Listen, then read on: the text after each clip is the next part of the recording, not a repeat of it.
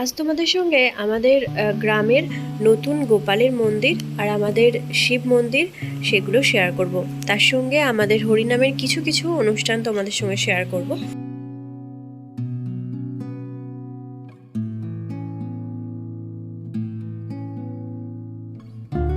Good morning বন্ধুরা, সবাই কেমন আছো? আশা করছি সবাই ভীষণ ভালো আছো। তো এখন বেজে গেছে অনেকটা বেলা, এখন বেজে গেছে ঘড়িতে সকাল 11টা। আর আমাদের মন্দিরটা তোমাদের সঙ্গে কালকে শেয়ার করব বলেছিলাম সকালের দিকে, তো সেটাই এখন শেয়ার করছি।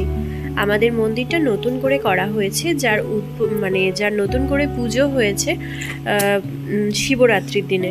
কিন্তু সেই সময় আমার শরীর ভীষণ অসুস্থ ছিল আর আমি হসপিটালাইজ ছিলাম বলে ওই সময়টা আসতে পারিনি। তো মন্দিরটা কিন্তু দারুণ সুন্দর করেছে, যদিও মন্দিরটা আমি ভিডিও করতে পারিনি, তো আমার হিন্দু ভিডিও করে দিয়েছে, তাই তোমাদের সঙ্গে সুন্দরভাবে ভিডিওটা আমি শেয়ার করতে মন্দিরটা সুন্দরভাবে দেখাতে পারলাম না। তো যতটা পেরেছে ততটাই ভিডিও আমার করে দিয়েছে। আর এখানে আজকে আমাদের ছিল গোপালের ভোগ গান হচ্ছিল, সঙ্গে ছিল আজকে গোপালের ভোগ খাওয়ানো। মানে প্রত্যেকটা লোককে এখানে গোপালের ভোগ খাওয়ানো হয়, অনেক প্রচুর লোক খেতে আসে।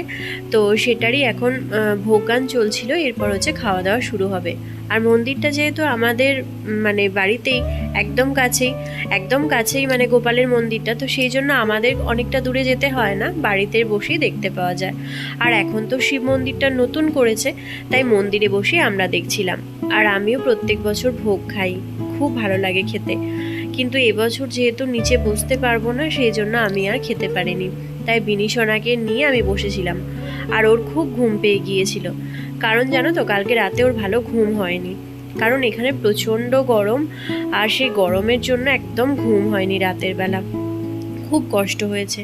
তো এখন হয়ে গেছে সন্ধেবেলা, আর আমাদের গোপাল বেরোয় নগর পরিক্রমা করতে।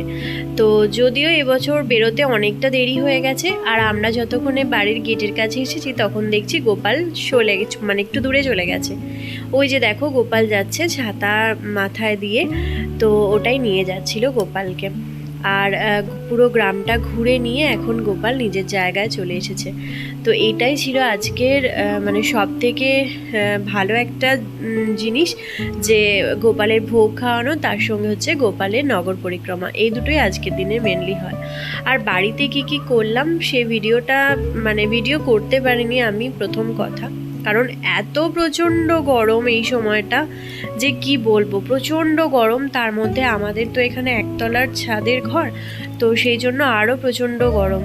তো সেই মিলিয়ে একদম ভিডিও আমি করতেই পারছি না, প্রচণ্ড শরীর খারাপ হয়ে গেছে বিনিশোনাকে নিয়ে। বিনিশোনার তো খুব শরীরটা খারাপ হয়ে গেছে, সেই জন্য বাড়ি সেরকমভাবে কোনো ব্লগ আমি দিতে পারিনি। তো যেটুকু এই মন্দিরের বা গোপালের ভিডিও যেটুকু তোমাদের দাদা বা ইন্দু আমাকে করে দিয়েছে, সেই ভিডিওটাই তোমাদের সঙ্গে ভাবলাম শেয়ার করি, তোমাদের অবশ্যই ভালো লাগবে। তো এখন গোপাল চলে এসেছে নিজের জায়গায়। আর ওই যে দূরে দেখতে পাচ্ছ গোপাল, ওখানে কিন্তু এই বছরের গোপালটা থাকে, আর যেটা নগর পরিক্রমা করতে বেরোয় সেটা কিন্তু আগের বছরের গোপাল। গোপালকে তো আর আসন থেকে তুলে নিয়ে নগর পরিক্রমাতে বেরোনো যায় না, তো আগের বছরের যে গোপালটা থাকে সেটাই বেরোয় নগর পরিক্রমা করতে। তো আজকে ছিল এই ভিডিওটা। এর সঙ্গে চলো তোমরা একটু ওখানকার আওয়াজ আর একটু গান শুনে নাও, তোমাদের খুব ভালো লাগবে।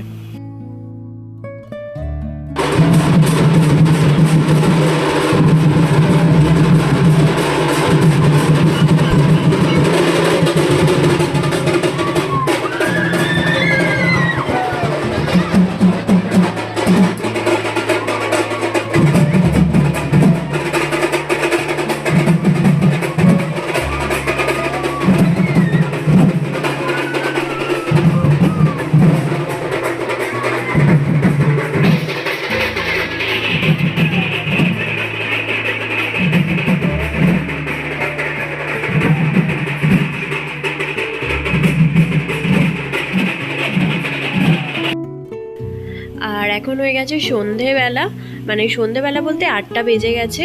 আর আমি যেহেতু কালকে চলে যাব বর্ধমান, ফিরে যাব, তাই দিদিভাই আর আমি মিলে, আর ইন্দু আমার জায়ের মেয়ে চারু, তো আমরা সবাই মিলে গিয়েছিলাম একটু মেলা দেখতে। আমরা 4 জনে গিয়েছিলাম, যদিও বিনিকে নিয়ে যাইনি, কারণ আমি তো কোলে নিয়ে হাঁটতে পারবো না, সেই জন্য ওকে ওর পাপার কাছে রেখে গিয়েছিলাম।